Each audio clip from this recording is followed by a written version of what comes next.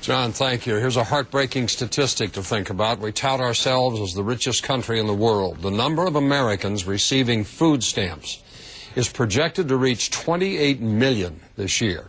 New York Times reports it's the highest level since the food stamp program began in the 1960s. The number of recipients around the country who have near poverty level incomes that are necessary to qualify for food stamps, staggering. 14 states have seen record increases in the number of people on food stamps just since last December.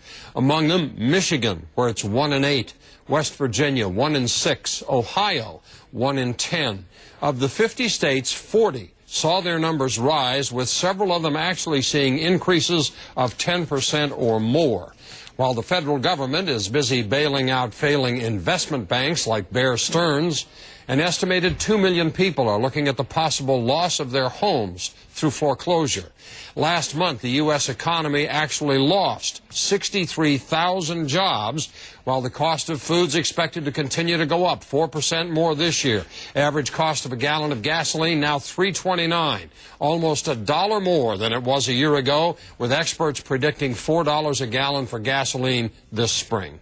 So here's the question. What's the answer to a record 28 million Americans being on food stamps? Go to CNN.com/Cafferty file, where you can post a comment on my blog. Here's the question this hour. What's the answer to a record 28 million Americans being on food stamps? Harold writes from Anchorage, Alaska, America needs jobs, good jobs. While Bush is bailing out big business, the middle class is left to look up the tinkle-down economics. Perhaps a 21st century version of the CCC Public Works program is in order. Help out the people, rebuild our disintegrating infrastructure. We'd better do something soon while we still have a country left to save. Cookie in South Dakota, what a sad day for our country. 28 million need assistance to eat.